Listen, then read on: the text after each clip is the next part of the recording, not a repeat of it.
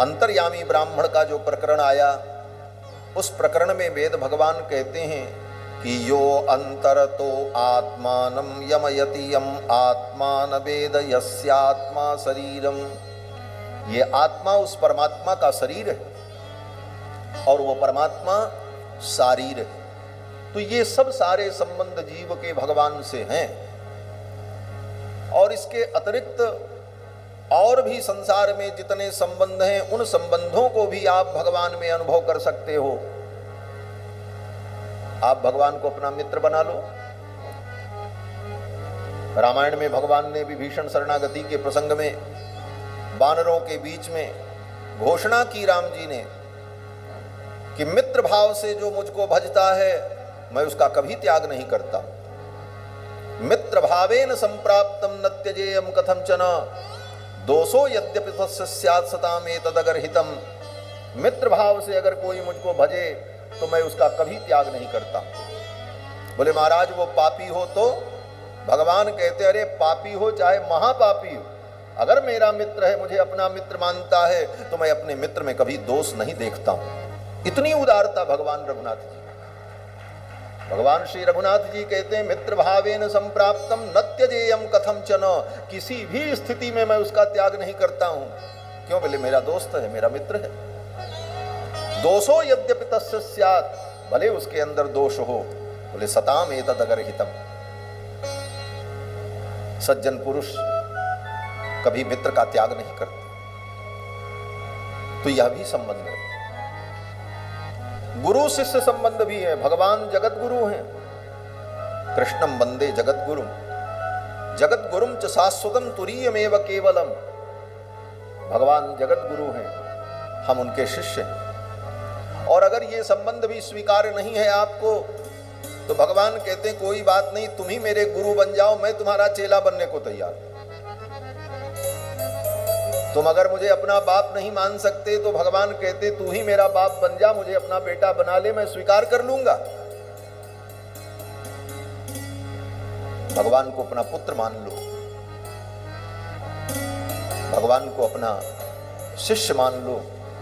जो भाव आपको प्रिय लगे, तो ही मोहि नाते अनेक मानिए जो भावे। विश्वामित्र जी भगवान को लेकर के जब चले तो विश्वामित्र जी ने सोचा भगवान तो हमको मिल गए, लेकिन हमारा इनका संबंध क्या है।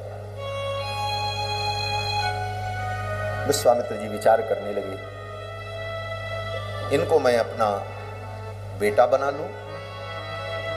विश्वामित्र जी ने सोचा नहीं नहीं, ये तो पहले से दशरथ जी के बेटा बने हुए, तो मैं इनको अपना बाप बना लूं। विश्वामित्र जी ने सोचा ये बाप बनने लायक भी नहीं। क्यों? बोले 12 वर्ष के, मैं बूढ़ा, इनको बाबूजी कहूंगा तो कैसा लगेगा।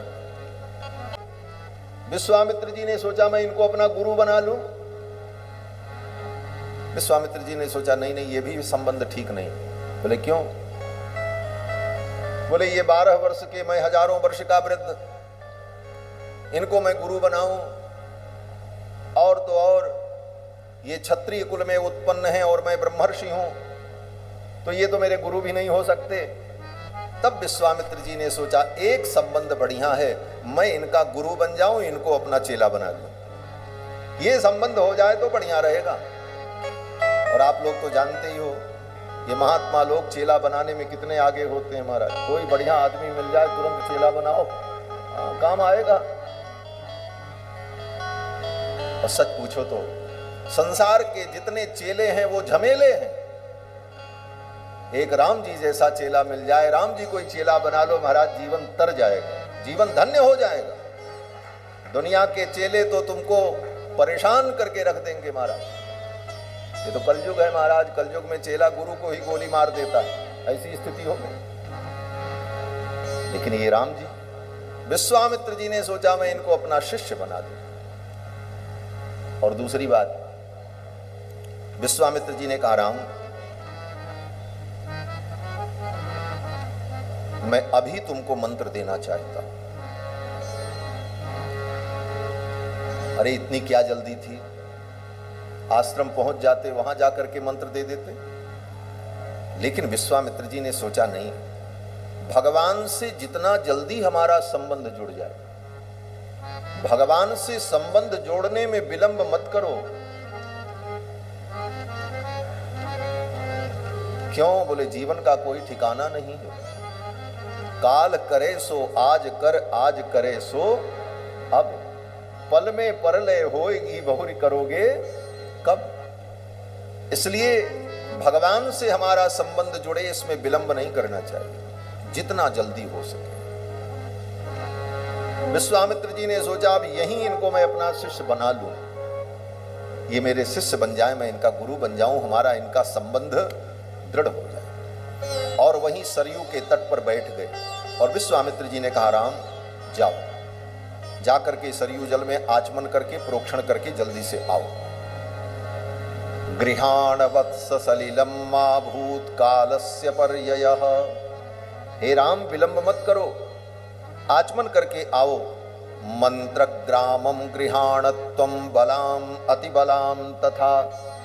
हे राम मैं तुमको बला अतिबला नाम का मंत्र, बला अतिबला नाम की विद्या प्रदान करना चाहता हूं। राम जी ने कहा गुरुदेव जैसी आज्ञा। राम जी गए और जाकर के सरयू जल में आचमन किया और आचमन करके प्राणायाम करके आए और गुरु जी के चरणों में बैठ गए। फिर तो विश्वामित्र जी ने राम जी को बला अतिबला नाम की विद्या प्रदान की। मंत्र ग्रामम गृहाण त्वं बलाम अतिबलाम तथा। ये कौन सी विद्या है? महर्षि वाल्मीकि कहते हैं कि इस विद्या को जो प्राप्त कर लेता है, न श्रमो न ज्वरो वाते न ते रूपस्य विपर्ययः। विश्वामित्र जी कहते हैं राम इस विद्या को प्राप्त करने के बाद तुम्हें कभी श्रम नहीं होगा, अनवरत परिश्रम करने पर भी तुम्हें थकावट नहीं होगी। इस विद्या का ये प्रभाव होगा। न श्रमो न ज्वरो वाते, तुम्हें कभी ज्वर नहीं होगा, कभी बुखार नहीं होगा। और इस मंत्र की विशेषता क्या है? न ते रूपस्य विपर्ययः, तुम्हारे स्वरूप में कभी परिवर्तन नहीं होगा। आज जो दिव्य स्वरूप है यही स्वरूप सदा बना रहे। बाकी सबका स्वरूप बदल जाता है। 25 साल पहले की फोटो देखो अपनी, तब कैसे थे हो, आज कैसे हो। विश्वामित्र जी ने ऐसा मंत्र दिया राम जी को। वैसे तो राम जी के स्वरूप में परिवर्तन कभी होता नहीं, वो तो अखंड हैं, अभेद्य हैं, अछेद्य हैं, निर्विकार हैं, लेकिन मंत्र की महिमा भी तो है। विश्वामित्र जी कहते हैं नते रूपस्य विपर्ययः, इस मंत्र के प्रभाव से तुम्हारे स्वरूप में कभी कोई परिवर्तन नहीं आएगा। न च सुप्तम प्रमत्तम वा धर्षयिष्यन्ति नैरिताः, तुम अगर सोते भी रहो और चारों तरफ से शत्रु तुमको घेर लें, फिर भी वे शत्रु मिल करके भी तुम्हारा कुछ बिगाड़ नहीं सकते। सुप्तम प्रमत्तम वा धर्षयिष्यन्ति नैरिताः, असुर तुम्हारा बाल बांका नहीं कर सकते। त्रिषु लोकेषु वा राम न भवेत् सदृशस्तव, इस मंत्र के प्रभाव से तीनों लोक में तुम्हारे समान कोई नहीं होगा। ऐसा विलक्षण मंत्र विश्वामित्र जी ने राम जी को प्रदान कर दिया। अब ये सब करते करते थोड़ी देर हो गई, सूर्यास्त हो गया, अंधेरा हो गया। तो विश्वामित्र जी ने कहा राम अब आज हम लोग यहीं सरयू के तट पर विश्राम करें। और वहीं सरयू के तट पर तीनों विश्राम करते। राम जी की ये पहली यात्रा है अयोध्या से बाहर, और पहली रात्रि सरयू के तट पर, बिस्तर नहीं, तकिया नहीं, कोई संसाधन सुविधा नहीं, सरयू के तट पर घास में। विश्वामित्र जी तो लेट गए। राम जी से कहा राम यहीं विश्राम करना है, सुबह चलेंगे। अब राम जी बैठे तो, लेकिन अब राजाधिराज हैं, राजकुमार हैं, सुखद सैया पर शयन करने वाले रघुनाथ जी, वो तृण की सैया पर उनको नींद कैसे आए?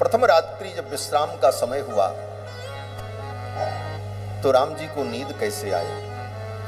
महर्षि वाल्मीकि लिखते हैं कि दशरथ नृपसूनु सत्तमाभ्याम तृणशयनेनुचिते सहोषिताभ्याम कुशिक सुत वचोनुलालिताभ्याम सुखमिव सा विभवौ विभावरी च।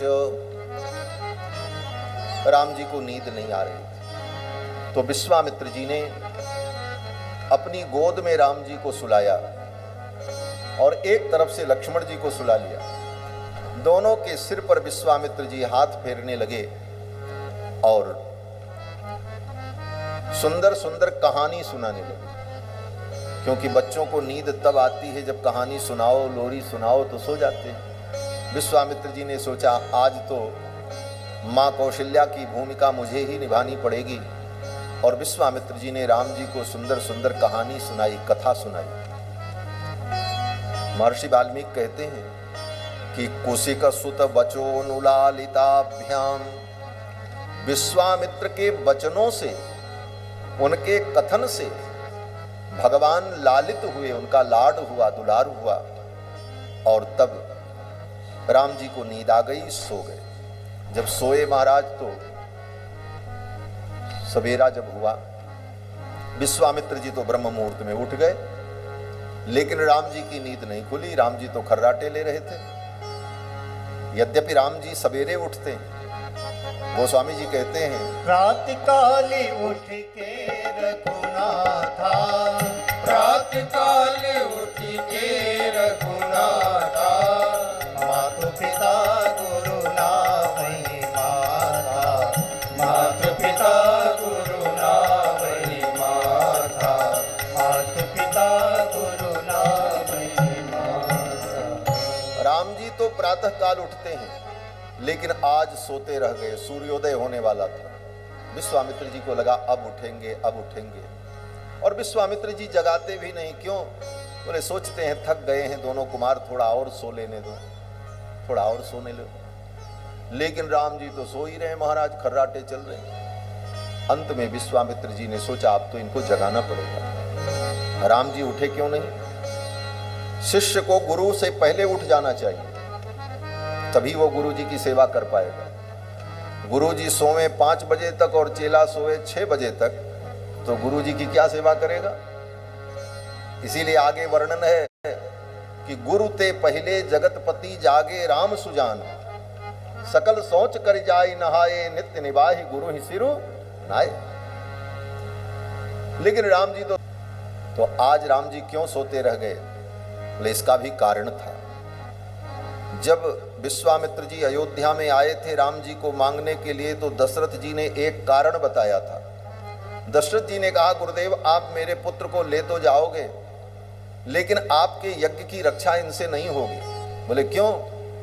बोले ये बालक हैं, सायंकाल होते ही इनको नींद आ जाती है और सवेरे सूर्योदय तक ये सोते रहते हैं। रात्रि में जब राक्षस आएंगे तो राम जी तो सोते रहेंगे, तो आपका काम तो होगा नहीं। इसलिए इनको ले जाना ठीक नहीं है, इनको आप मत ले जाओ। 16 वर्षों में रामो राजीव लोचन, मेरे राम राजीव लोचन हैं और अभी तो 16 वर्ष के भी नहीं हुए हैं। न युद्ध योग्यता मस्य, इनके अंदर युद्ध करने की योग्यता नहीं है, तो आप इनको मत ले जाओ। ये तो बालक हैं, सूर्यास्त होते ही इनको नींद आ जाती है और सूर्योदय तक सोते रहते हैं। राम जी ने सोचा मेरे पिताजी ने कहा था गुरु जी से, तो मैं अगर समय से उठ जाऊंगा तो गुरुजी सोचेंगे कि राजा दशरथ झूठ बोल रहे थे, तो मेरे पिता की बात सत्य हो जाए इसलिए थोड़ा आज 2 घंटे और सो लेते। नहीं तो गुरुजी सोचेंगे कि राजा दशरथ कैसा बहाना कर रहा था भाई, ये तो 4 बजे उठ जाने वाले। तो अपने पिता के वचन को सत्य करने के लिए भगवान देर तक ही सोते रहे। जब बहुत देर हो गई तब विश्वामित्र जी ने भगवान को जगाया। और कैसे जगाया? बोले कौसल्या सुप्रजा राम पूर्वा संध्या प्रवर्तते, उत्तिष्ठ नरसार्दूल कर्तव्यम दैवमान्यकम।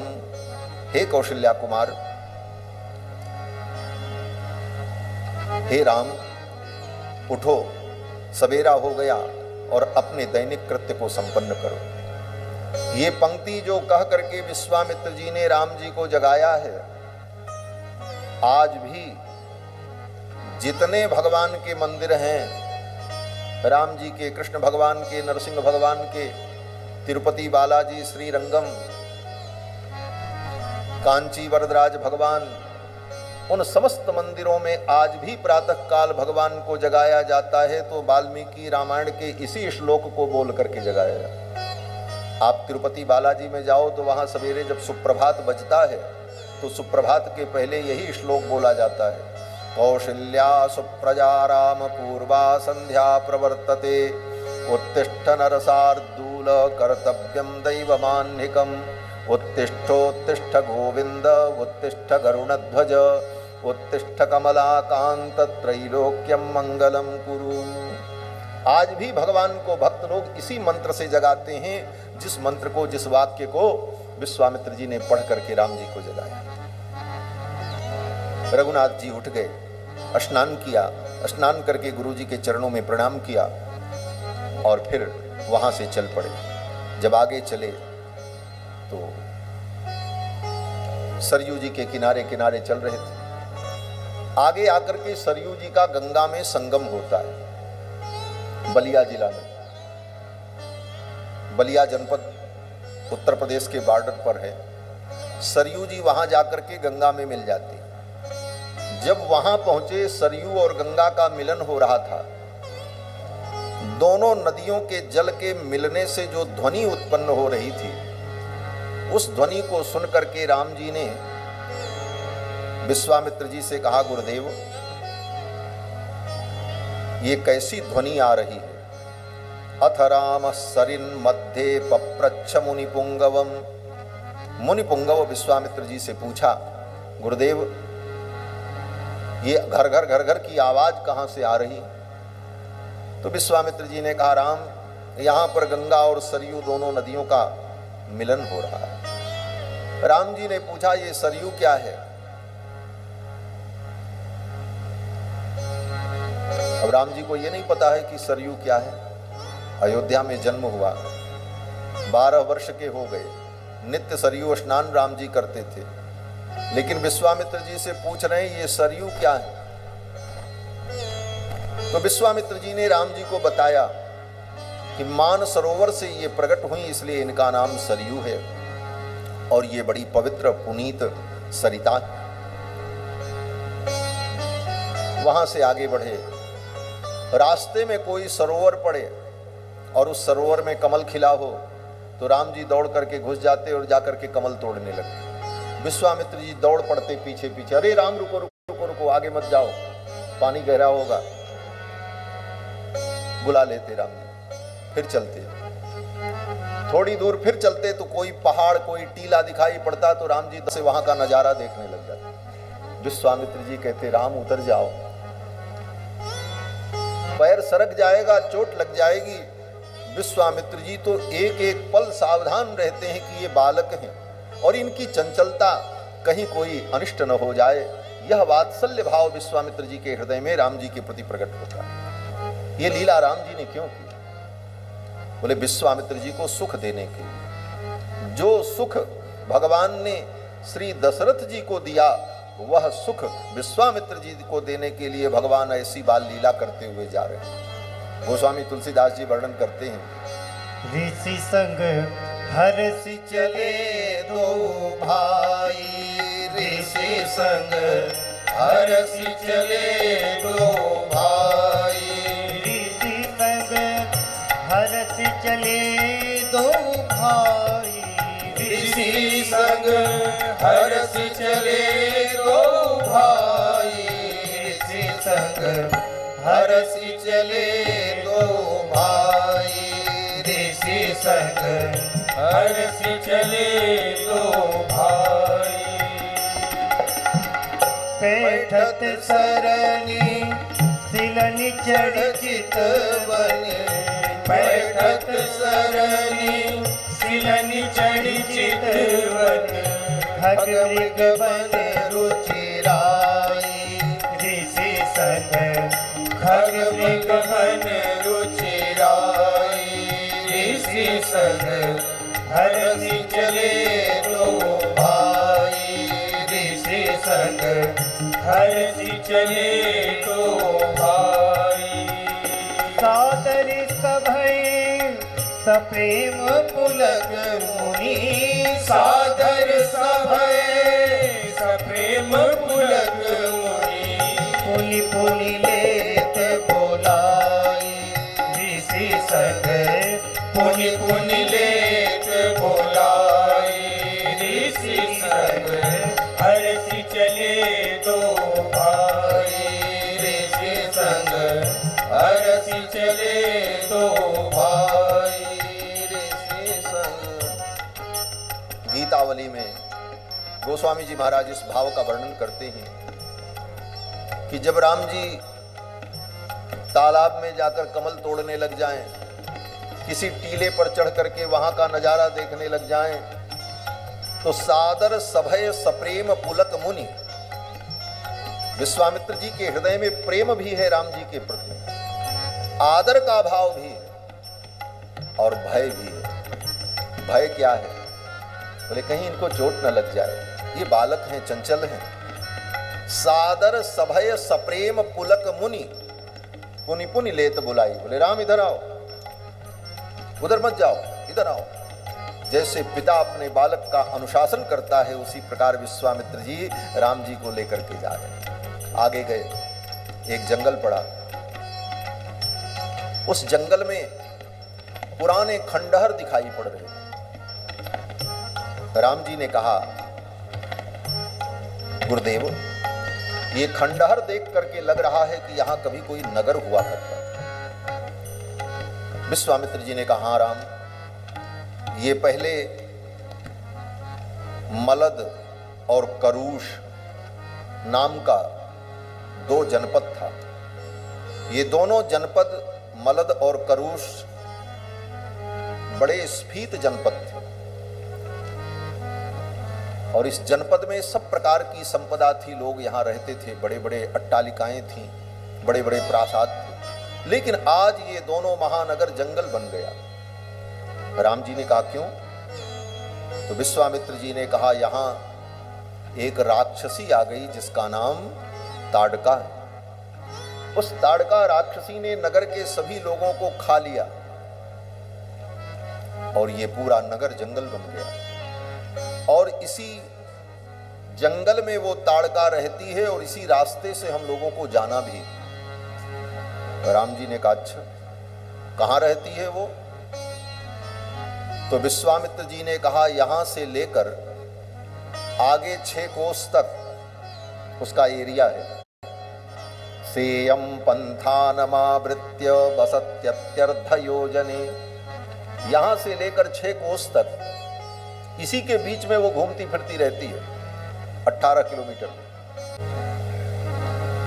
अतएव च गंतव्यम ताटकाया वनम यतः, और इसी ताटका वन से होकर के हमको आपको चलना है। राम जी ने कहा ठीक है। विश्वामित्र जी ने कहा, राम, वो ताड़का राक्षसी बड़ी क्रूर है और वो कहीं से भी आ सकती है, इसलिए सावधान हो जाओ।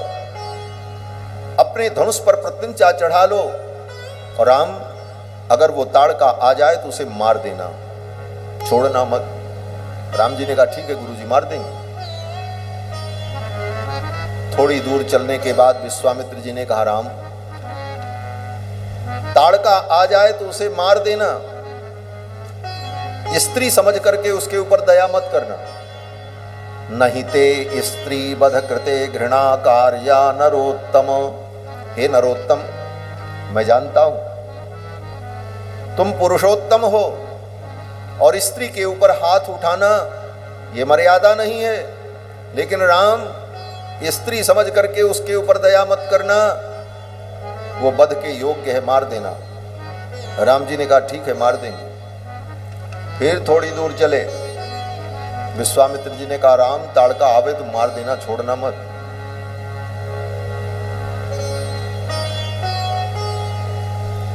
अनिंद्रम लोकमिच्छन्ति काव्य माता निषूदिता। शुक्राचार्य की मां को भगवान विष्णु ने मारा था, क्योंकि वो सारी दुनिया को समाप्त कर देना चाहती थी। अनिंद्रम लोकमिच्छन्तीम काव्य माता निषूदिता। तो ये ताड़का भी संसार के लिए काल है, राम इसे मार देना। राम जी ने कहा हाँ गुरु जी मार देंगे। फिर थोड़ी दूर चले और जाने के बाद विश्वामित्र जी ने कहा राम देखो ताड़का आवे तो मार देना। राम जी सोचने लगे ये गुरु जी बार बार ये बात कह रहे हैं कि ताड़का को मार देना, ताड़का को मार देना। 5 बार विश्वामित्र जी ने राम जी से कहा ताड़का आवे तो मार देना, दया मत करना, स्त्री समझ करके उस पर कृपा मत करना। राम जी ने मन में सोचा जब तक ये ताड़का मरेगी नहीं तब तक गुरु जी को शांति मिलेगी नहीं। अब ताड़का पता नहीं कब आएगी, वो आवे तब तो मारे, अभी तक तो आई नहीं। तो राम जी ने सोचा अब ताड़का की प्रतीक्षा नहीं करेंगे, अब ताड़का को बुला ही लेते। और राम जी ने क्या किया, बोले अपने धनुष पर प्रत्यंचा चढ़ाई और प्रत्यंचा चढ़ा करके बाएं हाथ से धनुष को पकड़ा और दाहिने हाथ से उसकी डोरी को पकड़ करके ऐसे खींचा। एवमुक्त्वा धनुर्मध्ये बद्ध्वा मुष्टिमरिन्दमः। धनुष की डोरी को पकड़ करके राम जी ने ऐसे जोर से खींचा और खींच करके डोरी छोड़ी। ऐसी टंकार हुई, राम जी के धनुष की डोरी से जो टंकार हुई, व्याघोषमकरोत् तीव्रम दिशः शब्देन नादयन्। राम जी के धनुष की उस टंकार से 10 दिशाएं कांप गई। ताड़का सो रही थी, उसकी नींद खुल गई, कौन आ गया मेरे जंगल में। और जहां से वो ध्वनि आ रही थी उसी दिशा की ओर गर्जना करती हुई ताड़का दौड़ पड़ी। ताड़का जब आई, ताड़का को आते हुए देखा विश्वामित्र जी ने, बड़ी विशाल काया थी महाराज। गर्जना करती हुई उद्यम्य बाहुं गर्जन्तीं, दोनों हाथों को ऊपर उठा करके गर्जना करती हुई ताड़का आ रही थी। ताड़का के भयानक रूप को देखकर विश्वामित्र जी के मन में हुआ कि कहीं ये ताड़का इन दोनों कुमारों का अनिष्ट न कर दे। यद्यपि विश्वामित्र जी जानते हैं कि ये भगवान हैं, सर्वेश्वर हैं, सर्वसमर्थ हैं, ये अपने संकल्प से अनंत अनंत ब्रह्मांड की उत्पत्ति पालन संहार करने का सामर्थ्य रखते हैं, ताड़का इनका कुछ नहीं बिगाड़ सकती। लेकिन राम जी के मनोहर रूप को देखकर, उनके बाल रूप को देखकर विश्वामित्र जी के मन में वात्सल्य भरा हुआ है। इसलिए विश्वामित्र जी ने सोचा कहीं ये ताड़का मेरे राम का अनिष्ट न करे। और ज्यों ही ताड़का आई, विश्वामित्र जी ने ताड़का को डांटा। विश्वामित्रस्तु ब्रह्मर्षिर हुंकारेणा विभर्सिताम। जोर से हुंकार करके ताड़का को डांटा, कहा तिष्ठ तिष्ठ। ताड़का वहीं रुक गई, एक कदम आगे नहीं बढ़ पाई। राम जी ने सोचा गुरुजी हमको बच्चा ही समझते हैं, जब बच्चा समझते हैं तो हम थोड़ी बाल लीला कर लें। जब ताड़का आई महाराज गर्जना कर, तब तक राम जी और लक्ष्मण दोनों भाइयों ने क्या किया, बोले गुरुजी ये तो ताड़का आ गई। और ये कहते हुए आकर के एक तरफ से राम जी और एक तरफ से लक्ष्मण जी ने विश्वामित्र जी को जोर से पकड़ लिया। जैसे कोई भयानक दृश्य उपस्थित हो तो बच्चे अपने माँ बाप को पकड़ लेते हैं, सुरक्षा की दृष्टि से उन्हें लगता है यहाँ हम सुरक्षित हैं। उसी प्रकार राम लक्ष्मण दोनों भाइयों ने विश्वामित्र जी को कस करके पकड़ लिया। विश्वामित्र जी ने कहा अरे ये तो सच में ही बात है। लेकिन अगले ही क्षण विश्वामित्र जी ने राम लक्ष्मण दोनों के मस्तक पर हाथ रखा और आशीर्वाद दिया। स्वस्ति राघवयोरस्तु जयं चैवाभ्यभाषत। राम लक्ष्मण के मस्तक पर हाथ रख करके विश्वामित्र जी ने कहा स्वस्ति, तुम्हारा कल्याण हो। जयम चैवाभ्यभाषत, हे राम तुम्हारी विजय हो। और जो ही विश्वामित्र जी ने कहा राम तुम्हारी विजय हो, राम जी ने कहा बस गुरुजी अब आपका आशीर्वाद मिल गया, अब मैं इस ताड़का को मार देता हूं।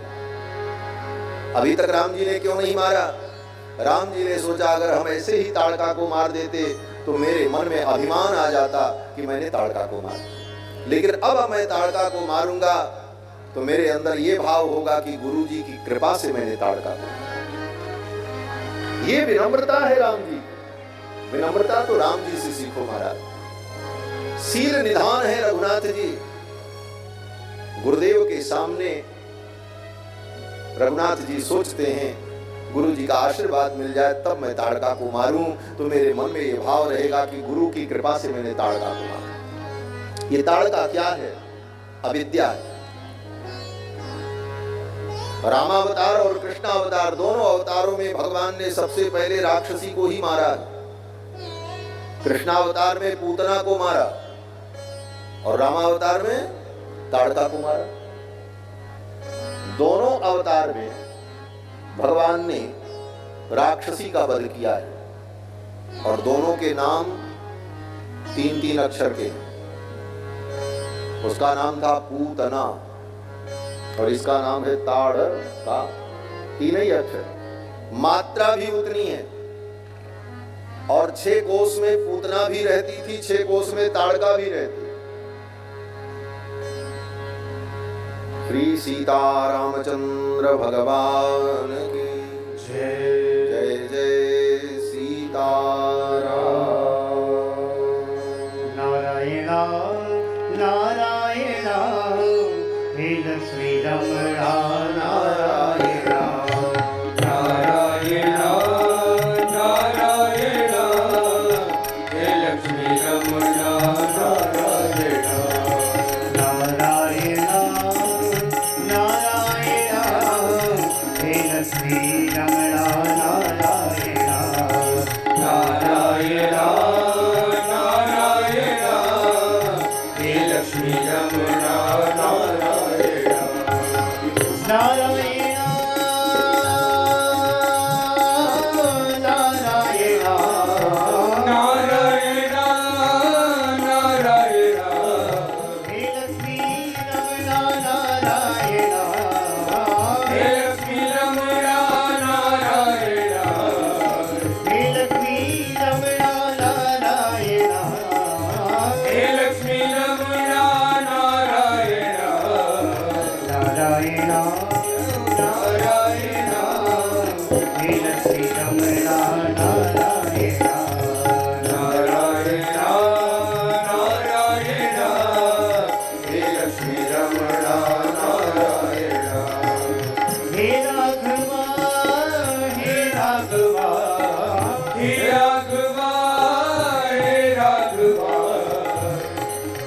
अवधि बिहारी हे राघवा अवधि बिहारी श्री राघवा अवधि बिहारी श्री राघवा अवधि बिहारी श्री राघवा नारायण नारायण हे लक्ष्मी रमणा नारायण नारायण नारायण हे लक्ष्मी रमणा नारायण नारायण नारायण हे लक्ष्मी रमणा नारायण नारायण नारायण हे लक्ष्मी रमणा नारायण हे लक्ष्मी रमणा नारायण हे लक्ष्मी रमणा नारायण। तो श्री लक्ष्मी नारायण भगवान की जय। कथा के इस सत्र में विक्रमनाथ जी महाराज पालवास से पधारे एवं श्री श्री चंद्रमा दास जी महाराज जो कि अयोध्या हनुमानगढ़ी से भी संबद्ध हैं। आप सभी संतों का अभिनंदन, वंदन, स्वागत। मैं निवेदन कर रहा था कि श्री कृष्णावतार में भी भगवान ने सबसे पहले पूतना को मारा और रामावतार में भी भगवान ने सबसे पहले ताड़का को मारा। दोनों अवतारों में भगवान ने सर्वप्रथम राक्षसी का वध किया। ये ताड़का और पूतना क्या है? बोले ये अविद्या है। श्री वल्लभाचार्य जी महाराज अपने ग्रंथ में इन दोनों को अविद्या के रूप में वर्णन किया है और अविद्या का विनाश ब्रह्म ज्ञान के द्वारा होता है और योग के बल से भी अविद्या का संहार होता है। तो रामावतार में राम जी ने ताड़का को मारा तो गुरु जी का आशीर्वाद प्राप्त करके मारा। गुरु जी ने कहा स्वस्ति राघवयोरस्तु जयम चैवाभ्यभाषित, क्योंकि राम जी कर्मयोगी है। राम जी ने गुरु जी के आशीर्वाद से ताड़का को मारा, अर्थात अविद्या का नाश तब होगा जब गुरु की कृपा होगी। गुरु की कृपा के बिना अविद्या का नाश नहीं हो सकता। और कृष्णावतार में भगवान ने किसी से आशीर्वाद नहीं लिया और किसी की आज्ञा नहीं ली, दूध पीते पीते पूतना को मार डाला। क्यों? बोले कृष्ण योगी, भगवान श्री राम कर्मयोगी हैं और कृष्ण योगेश्वर है। कर्मयोगी नियमों में रह करके काम करता है और योगेश्वर योग मार्ग में प्रतिष्ठित व्यक्ति बोले वो अपने संकल्प से ही सब कुछ कर लेता है। इसलिए भगवान कृष्ण को किसी से पूछने और अनुमति लेने की जरूरत नहीं पड़ी, दूध पीते पीते पूतना को मार। कर्मयोगी आंख खोल करके कार्य करता है और योगी बोले योगी अपनी आंखों को बंद करके ही अपने योग बल से सब कुछ कर लेता है। पूतना आई तो भगवान कृष्ण अपनी आंखों को बंद किए हुए थे। विबुद्धताम बालकमारिकाग्रहं चराचरात्मा सनिमीलिते क्षणः, और दूध पीते पीते पूतना का काम तमाम कर दिया। ताड़का आई, भगवान ने सोचा गुरु जी का आशीर्वाद मिल गया है, अब ताड़का को मैं मार दूं। और राम जी ने धनुष पर बाण चढ़ाया और मारने चले। तब तक लक्ष्मण जी ने कहा भैया मैं अपना काम कर लूं। राम जी ने कहा हाँ कर लो। लक्ष्मण जी ने अपना काम कर दिया। लक्ष्मण जी का काम क्या था? बोले राम जी ताड़का को मारते उसके पहले लक्ष्मण जी ने अपने बाण के द्वारा ताड़का का नाक कान काट लिया। आप अभी तक यही जानते होंगे कि राम जी को लक्ष्मण जी ने शूर्पणखा का नाक कान काटा था। आगे प्रसंग आएगा। शूर्पणखा का नाक कान तो लक्ष्मण जी ने काटा ही था, ताड़का का भी नाक कान लक्ष्मण जी ने काटा। लक्ष्मण जी ने ताड़का का नाक कान काट लिया और एक राक्षसी और थी, उसका भी नाक कान लक्ष्मण जी ने काटा है दंडकारण्य में। उसका नाम था अयोमुखी। अयोमुखी नाम की राक्षसी आई और लक्ष्मण जी को पकड़ लिया। बोले तुम बहुत अच्छे लग रहे हो, हमसे शादी कर लो। लक्ष्मण जी ने निकाली तलवार और सख्त से उसके नाक कान को काट दिया। तो ताड़का, अयोमुखी और शूर्पणखा, इन तीनों के नाक कान को लक्ष्मण जी ने काटा है। लक्ष्मण जी ने ही नाक कान क्यों काटा? ये भी एक बड़ी विचित्र बात है। कान को कहते हैं श्रुति और नाक माने स्वर्ग। श्रुति माने वेद और स्वर्ग माने उत्तम लोक। जो धर्म के पथ पर चलता है, श्रुति के अनुसार चलता है, उसे उत्तम लोक की प्राप्ति होती है। और ये राक्षस जो पापी हैं, ये श्रुति के मार्ग पर चलते नहीं, इसलिए लक्ष्मण जी ने सोचा इसका कान काट दो। श्रुति की इसको जरूरत नहीं है, इसलिए कान काटो। और जो श्रुति के मार्ग पर नहीं चलेगा उसको नाक की प्राप्ति अर्थात स्वर्ग की प्राप्ति नहीं हो सकती, इसलिए इसका नाक भी काट, नाक कान दोनों काट।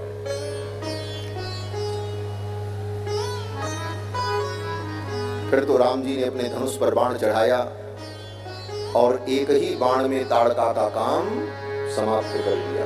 एक ही बाण प्राण हर लीला, दीन जाने तेरी निज पद दीना। एक ही बाण प्राण हर लीला, दीन जाने तेरी निज पद दीना। दीन जाने तेरी निज पद दीना, दीन जाने तेरी निज पद दीना। भगवान श्री राम ने एक ही बाण में ताड़का को मार दिया। मिथिला की सखियां जब गीत गाती हैं तो कहती हैं एक ही बाण में ताड़का राक्षसी जो गिरी सो पड़ी की पड़ी रही, उठ नहीं पाई महाराज। राम जी ने ताड़का का वध किया। उसी समय स्वर्ग से इंद्र आए और उनके साथ स्वर्ग के देवता आए और सब ने आकर के राम जी को और विश्वामित्र जी को साधुवाद दिया। साधु साध्वीदिका कुस्थम सुराश्चाप्यभिपूजयन् उवाच परम प्रीतः सहस्राक्ष पुरंदरः।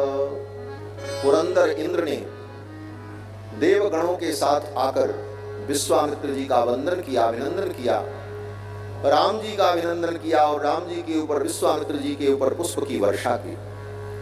और देवताओं ने कहा, भगवान आपने बहुत बड़ा महान कार्य किया, इस ताड़का का वध किया। एवं उक्त्वा सुरा सर्वे जग्मुर्हृष्टा विहायसम्। इस प्रकार विश्वामित्र जी और राम जी की स्तुति करके उनको साधुवाद दे करके देवता लोग स्वर्ग चले गए। आजकल के कुछ चिंतक, विचारक, लेखक ये सिद्ध करने का प्रयत्न करते हैं कि वाल्मीकि रामायण में राम जी को भगवान के रूप में प्रस्तुत नहीं किया गया है, अपितु एक नायक के रूप में, उत्तम पुरुष के रूप में प्रस्तुत किया गया। ये तो गोस्वामी तुलसीदास जी ने अपनी भाव भक्ति के द्वारा राम जी को ब्रह्म के रूप में, परमात्मा के रूप में समाज में प्रतिष्ठित किया। ये कुतर्क दुष्टों के द्वारा किया जाता। लेकिन वाल्मीकि रामायण जब आप पढ़ो तो पग पग पर महर्षि वाल्मीकि स्पष्ट करते हैं कि ये राम कौन है, ये मनुष्य नहीं है, साक्षात नारायण ही राम के रूप में अवतरित है। प्रारंभिक प्रसंग में आपने सुना ही था कि दशरथ जी के यज्ञ में भगवान विष्णु आए, वैनतेयम समारूह्य गरुड़ पर बैठ करके आए। देवताओं ने प्रार्थना की, भगवान ने कहा बस मैं इनका बेटा बनने जा रहा हूं। यहां पर राम जी ने जब ताड़का का वध किया तो देवराज इंद्र, स्वर्ग के देवता आकर के भगवान की स्तुति करते हैं और भगवान पर पुष्प की वर्षा करते हैं। ये स्वर्ग के देवता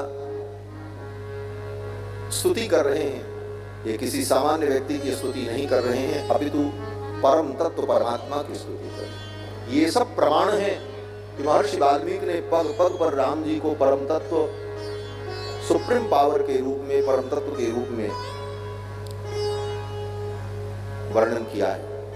ताड़का का वध किया और फिर भगवान वहीं ताड़का वन में रुक गए। विश्वामित्र जी ने कहा आज रात हम लोग यहीं रुकते हैं। उवास रजनीम तत्र ताटकाया वने त्रयम्। उसी ताटका वन में तीनों ने विश्राम किया एक रात्रि। फिर दूसरे दिन वहां से जब चलने का समय हुआ तब विश्वामित्र जी ने कहा राम, अब मैं चाहता हूं कि मेरे पास जितनी विद्या है वो सब मैं तुमको दे। विश्वामित्र जी ने सोचा ऐसा शिष्य फिर कभी मुझे मिलेगा कि नहीं मिलेगा, अपनी संपूर्ण विद्या में इनको प्रदान करूं। और विश्वामित्र जी ने अपनी समस्त विद्याएं राम जी को प्रदान कर। आयुध सर्व समर्पिके तब निज आश्रम आनी। अपनी समस्त विद्याओं को राम जी को समर्पित कर दिया, तब राम जी को लेकर के अपने आश्रम में आए। ये बड़ा सुंदर संकेत है। राम जी तुम्हारे जीवन में, तुम्हारे घर में आ जाएंगे, लेकिन शर्त यह है कि तुम अपना सब कुछ राम जी को समर्पण तो करो। हम सब कुछ नहीं समर्पण करना चाहते, कुछ समर्पण करना चाहते। भगवान को कुछ नहीं चाहिए, सब कुछ चाहिए। जैसे बच्चे को कोई वस्तु आप देने लगो तो थोड़ा सा दो तो नहीं लेगा, बोले सब हम लेंगे, बच्चे का स्वभाव होता है। उसी तरह रघुनाथ जी कहते हैं तुम्हारा सब कुछ मेरा हो और मेरा सब कुछ तुम्हारा हो। लेकिन जीव कहता नहीं इतना तुम्हारा हो इतना हमारा हो। भगवान कहते हैं ये बात हमको नहीं समझ में आई। साझे का व्यापार ठाकुर नहीं करते।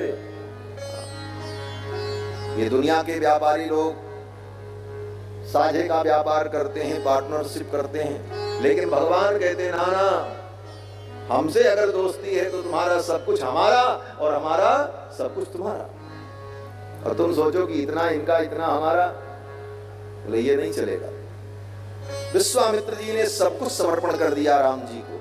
आयुध सर्व समर्पित, आयुध तो समर्पण किया ही, सर्व समर्पण। वो सर्व का चाहे आयुध के साथ अन्वय कर लो, चाहे पदच्छेद करके अर्थ कर लो, दोनों अर्थ घटित हो जाएंगे। आयुध सर्व समर्पिके तब निज आश्रम आनी, तब अपने आश्रम में रघुनाथ जी को लेकर के।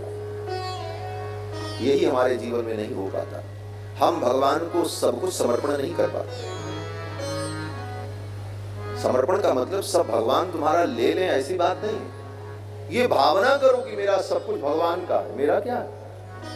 संपत्ति सब रघुपति कहे आही, सब कुछ भगवान का। मैं सेवक समेत सुत नारी, मैं तो भगवान का सेवक हूं। यह समर्पण का भाव हृदय में दृढ़ हो और तुम्हारी वस्तु को प्रत्यक्ष रूप में भगवान ले लें, ऐसी कोई बात नहीं है। उपभोग तो तुम ही करोगे, सब कुछ तुम्हारा ही है, लेकिन भगवान चाहते हैं कि उस पर जो तुम्हारा सत्व है उसे तुम अपना मान करके बैठे हो, उसे तुम छोड़ो। विश्वामित्र जी ने सब कुछ समर्पण कर दिया और भगवान को लेकर के कुटिया में आए। जब कुटिया में पहुंचे तो सभी ऋषि मुनियों ने भगवान का बड़ा भव्य स्वागत किया। हमारा सब दौड़ दौड़ करके उछल उछल करके राम जी का दर्शन करने लगे। राम जी आए, राम जी आए। हजारों मुनि महात्मा थे विश्वामित्र जी के आश्रम में, लेकिन पहुंचने के बाद राम जी ने विलंब नहीं किया। दूसरा कोई चेला होता तो कहता, गुरुजी इतनी दूर से पैदल चल करके अयोध्या से आए हैं, अब 1-2 दिन आराम कर लें तब आपका काम करेंगे। आए तो आप ही के काम के लिए हैं, 1-2 दिन आराम तो कर ले। लेकिन राम जी ने कहा नहीं। राम जी ने कहा, गुरुजी आज ही आप यज्ञ की दीक्षा ग्रहण करें। अद्यैव दीक्षाम प्रविश भद्रम ते मुनिपुंगव, हे मुनिपुंगव आपका मंगल हो, आज ही आप दीक्षा ग्रहण करें और आपका यज्ञ पूर्ण होगा और आपका ये सिद्धाश्रम बन गया। विश्वामित्र जी के आश्रम का नाम था सिद्धाश्रम, लेकिन नाम ही था केवल, सिद्धि नहीं मिली थी। जब जब सिद्धि प्राप्त करने के लिए प्रयत्न करते थे उनके यज्ञ में विघ्न हो जाता।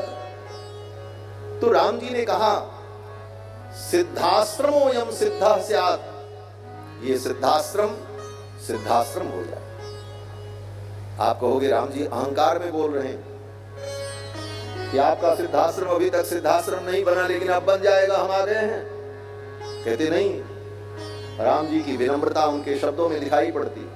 राम जी कहते हैं, सिद्धाश्रमो यम सिद्धा स्यात् सत्यमस्तु वचस्तव, हे भगवान आपकी वाणी सत्य होगी। आपने इसका नाम सिद्धाश्रम रखा है, तो आपकी वाणी की सत्यता के प्रभाव से ये सिद्धाश्रम बन जाए। सत्यमस्तु वचस्तव, हे भगवान आपकी वाणी सत्य होगी, आप यज्ञ की दीक्षा ग्रहण करें। और यही संकेत गोस्वामी तुलसीदास जी के। राम जी पहुंचे सायंकाल विश्वामित्र जी के आश्रम में। रात बीती, सवेरा हुआ। सवेरे ही राम जी ने विश्वामित्र जी से कहा, गुरुदेव आप यज्ञ प्रारंभ करें। रात कहा मुनि सन रघुराई, रात कहा मुनि सन रघुराई, निर्भय यज्ञ करो तुम जाई, निर्भय यज्ञ करो तुम जाई। होम कर लागे मुनिधारी, होम करन लागे मुनिधारी, आप रहे मत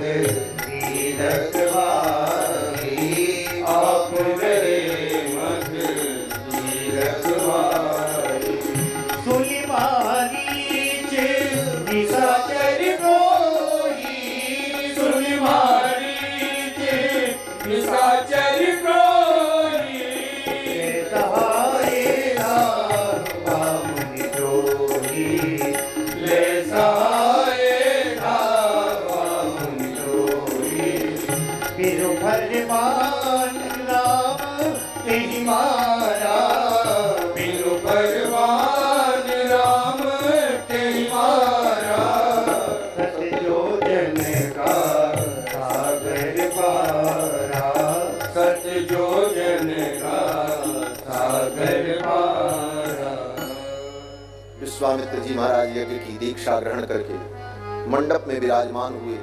होम करन लागे मुनिझारी और आप रहे मख की रखवाली। और इसी चौपाई के बाद अगली चौपाई है, क्या है? सुन मारीच निशाचर को ही लय सहाय धावा मुनि दो। मारीच और सुबाहु आ गए। इन दोनों पंक्तियों को पढ़ने पर यह लगता है कि विश्वामित्र जी ने यज्ञ शुरू किया तब तक मारीच आ गया, लेकिन इन दोनों चौपाइयों के बीच में 6 दिन का अंतर, ये समाधान महर्षि वाल्मीकि रामायण में करते हैं। राम लक्ष्मण दोनों भाई धनुष बाण लेकर यज्ञशाला के चारों तरफ घूम रहे हैं। एक जगह खड़े होकर के पहरा नहीं दे रहे, ठीक आमने सामने। लक्ष्मण जी अगर पूर्व द्वार की ओर हैं तो रघुनाथ जी पश्चिम द्वार पर, लक्ष्मण जी अगर दक्षिण द्वार पर हैं तो राम जी उत्तर द्वार पर, और चारों तरफ घूम रहे हैं दोनों भाई धनुष बाण लेकर। सतत सावधान होकर के चारों तरफ उनकी दृष्टि है कि कहीं से कोई विघ्न न आने पाए। ये नहीं था कि विश्वामित्र जी 4 घंटे 5 घंटे यज्ञ करते थे, तब तक राम जी रखवाली करते थे, बाद में विश्वामित्र जी भी आराम करें और राम जी भी जाके आराम करें। विश्वामित्र जी तो आराम करते थे, विश्वामित्र जी जाकर के अपनी नित्य क्रिया करके आते थे, लेकिन राम लक्ष्मण दोनों भाई अनवरत धनुष बाण लिए हुए यज्ञ मंडप के चारों तरफ घूमते। 6 दिन 6 रात्रि बीत गई महाराज, 6 24 घंटे। महर्षि वाल्मीकि कहते हैं कि अनिद्रम षड अहोरात्रम तपोवनम रक्षताम। अनिद्रम षड अहोरात्रम, 6 अहोरात्र। अहोरात्र माने अहा माने दिन, रात माने राति माने दिन रात। 6 दिन 6 रात बीत गए, अहोरात्र। तपोवन रक्षताम, और उस तपोवन की रक्षा करते। हमारे पूज्य गुरुदेव भगवान व्याख्या करते थे, तपोवन रक्षताम। विश्वामित्र जी के केवल यज्ञ मंडप की रक्षा नहीं कर रहे थे। यज्ञ मंडप की रक्षा करेंगे तो उतने से काम नहीं चलेगा। असुर आकर के मुनियों को मार डालें, 2-4 महात्मा को मार डालेंगे, तब तो रोना धोना शुरू हो जाएगा, अपने आप ही यज्ञ बंद हो जाएगा। तो राम जी वहां रहकर यज्ञ की रक्षा के साथ साथ पूरे तपोवन, सिद्धाश्रम का जितना क्षेत्र था उस पूरे क्षेत्र की राम जी रक्षा कर रहे। तपोवन रक्षताम, कहीं भी किसी प्रकार का कोई उपद्रव न होने पावे और शांति बनी रहे, तभी विश्वामित्र जी यज्ञ कर पाए। 6 दिन 6 रात्रि बीत गई। 7 दिन का यज्ञ था, सोमयाग था 7 दिन का। 7वें दिन पूर्णाहुति थी। 6 दिन बीत गए निर्विघ्न। राक्षसों ने देखा अब अंतिम दिन बचा है, अब चलो चल करके यज्ञ विध्वंस कर दो। ये राक्षस भी बड़े विद्वान होते थे महाराज। हाँ, वाल्मीकि रामायण में लिखा है, विद्वांसो ब्रह्म राक्षसाः। ये ब्रह्म राक्षस बड़े विद्वान होते हैं। आप विधि भूल जाओगे, उनको सब मालूम रहती है अगली प्रक्रिया क्या होनी। तो ये करते क्या है? बोले छिद्रम ही मृगयन्ते स्म विद्वांसो ब्रह्म राक्षसाः। ये ब्रह्म राक्षस बड़े विद्वान होते हैं और ये छिद्र ढूंढते रहते हैं, कमी ढूंढते रहते हैं। आप कोई यज्ञ करो, कोई अनुष्ठान करो तो सावधानी से राक्षस देखते हैं और एक एक विधि को देखते हैं। और जहां आपने कोई भूल की, आपसे कोई गड़बड़ी हुई, कोई भी विधि गलत हुई, वो राक्षस तुरंत जान जाते हैं। बस उसी गलती का आश्रय लेकर, उसी कमी का आश्रय लेकर आपके यज्ञ के फल को नष्ट कर देते हैं। इसीलिए यज्ञ यागादि कर्मों में विधि पर बहुत ध्यान देना चाहिए, विधि से समझौता नहीं करना चाहिए। जो विधि है उसका पूरा पूरा पालन करो, नहीं तो विधिहीनस्य यज्ञस्य सद्यः कर्ता विनश्यति। विधि से हीन यज्ञ होने पर कर्ता का ही विनाश हो जाता है। तो ये राक्षस बड़े विद्वान, इनको सब मालूम है अगली विधि क्या होनी। तो राक्षसों को मारीच सुबाहु को मालूम था 7 दिन का यज्ञ है, पहले दिन ही चल करके विघ्न कर देंगे तो विश्वामित्र जी का 1 दिन का नुकसान होगा। 6 दिन बीत जाने दो, जब एकदम अंतिम अंतिम हो तब चल करके काम बिगाड़ा जाए, तब बिगाड़ने का मजा होगा। भाई उनकी भी अपनी सोच थी राक्षसों। तो छठे दिन वो आए और 6 दिन तक राम लक्ष्मण दोनों भाई अनिद्रम षट अहोरात्र तपोवन की रक्षा करते रहे। सुबाहु मारीच आए, भगवान ने देखा। सुबाहु मारीच के आने के पहले ही भगवान ने लक्ष्मण से कहा था, सौमित्रम अब्रवीत रामो यत्तो भव समाहितः। हे सुमित्रानंदन, सावधान हो जाओ, 6 दिन बीत चुके हैं, अब पूर्णाहुति का समय सन्निकट आने वाला है। अभी तक असुर आए नहीं हैं, अब उनके आने का समय हो रहा है। लक्ष्मण जी ने भी अपने धनुष पर प्रत्यंचा चढ़ा ली और बाण लेकर के सतत सावधान हैं। विश्वामित्र जी महाराज वेदी पर बैठे थे। विश्वामित्रेण सहिता वेद्र जज्ज्वाल सर्तुजाः। वेदी पर ज्वालाएं उठ रही थीं और जितनी प्रचंड ज्वाला वेदी पर जल रही थी, वैसा ही प्रचंड तेज विश्वामित्र जी के शरीर से निकल रहा था। महर्षि वाल्मीकि कहते हैं कि विश्वामित्रेण सहिता वेद्र जज्ज्वाल, केवल वेदी ही नहीं जल रही थी, विश्वामित्र जी के रोम रोम से वो तेज प्रकट हो रहा था, क्योंकि यज्ञ पूरा होने वाला था। तब तक सुबाहु मारीच आए। भगवान ने मानवास्त्र के द्वारा मारीच को मारा। ये मानवास्त्र क्या है? राम जी लक्ष्मण से कहते हैं, लक्ष्मण देखो, मैं मानवास्त्र के द्वारा इससे मारूंगा मारीच को।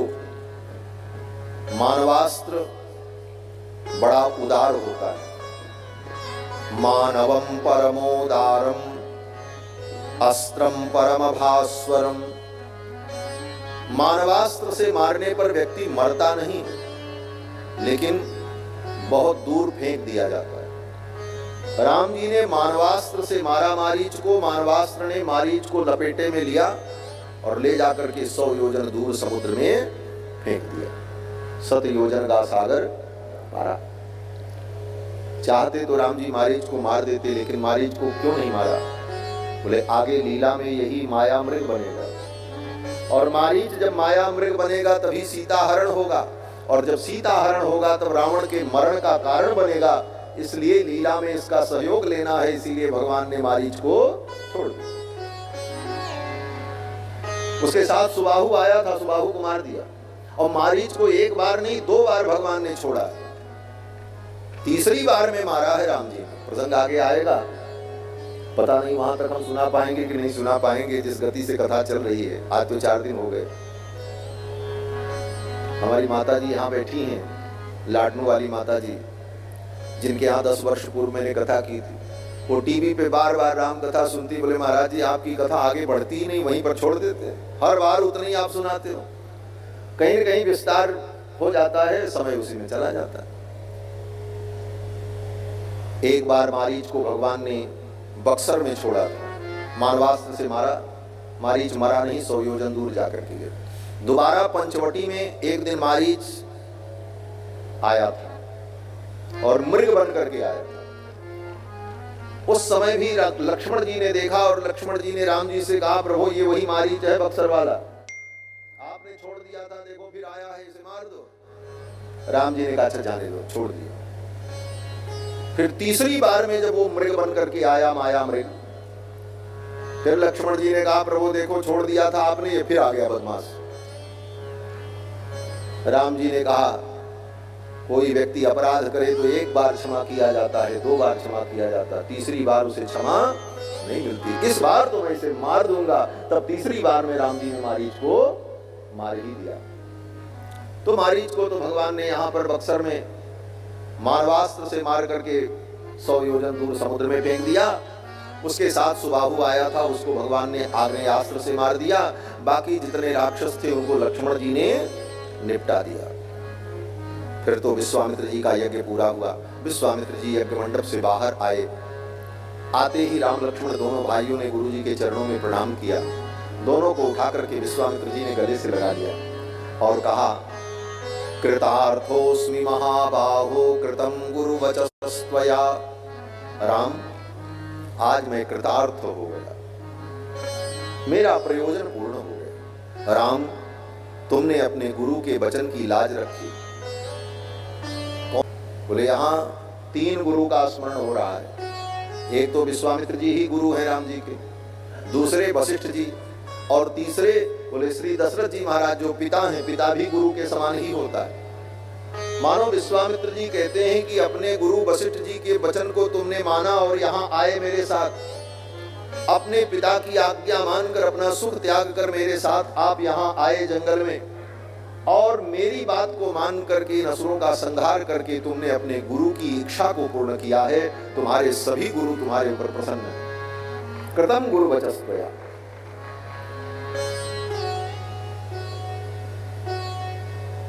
विश्वामित्र जी ने कहा राम तुम महाबाहु हो, कृतार्थोस्मि महाबाहो। हे राम तुम्हारी भुजाएं बहुत विशाल हैं। कितनी विशाल है? मानो विश्वामित्र जी कहना चाहते हैं राम दुनिया का कोई असुर हो, राक्षस हो, पिशाच हो, कितना भी पराक्रमी क्यों न हो, लेकिन राम तुम्हारी भुजाओं से वो बच करके जा नहीं सकते। कितनी विशाल भुजाएं तुम्हारी। हे राम तुम भक्त वत्सल हो, तुम्हारा भक्त तुम्हारे प्रेमी दुनिया के किसी कोने में हो और आर्त हो करके अगर तुम्हें पुकारें तो हे राम तुम्हारी भुजाएं इतनी विशाल हैं कि किसी न किसी रूप में वहां पहुंच करके उन भक्तों की रक्षा करने में समर्थ हो जाती हैं। इसलिए हे राम तुम्हारी भुजाएं बहुत विशाल हैं। राम राम महाबाहो कृतम गुरु वचस्त्वया। और फिर विश्वामित्र जी महाराज राम लक्ष्मण को लेकर अपनी कुटिया में आए। फिर तो राम जी कुछ दिन वहां रहे विश्वामित्र जी के आश्रम में।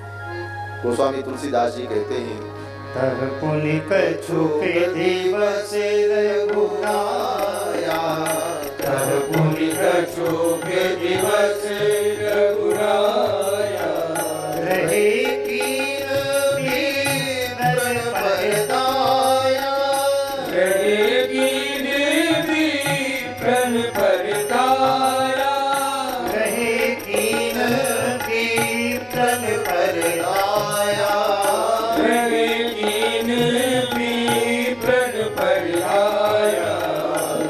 पुनि कछु के दिवस रघुराया, पुनि कछु के दिवस रघुराया, पुनि कछु के दिवस।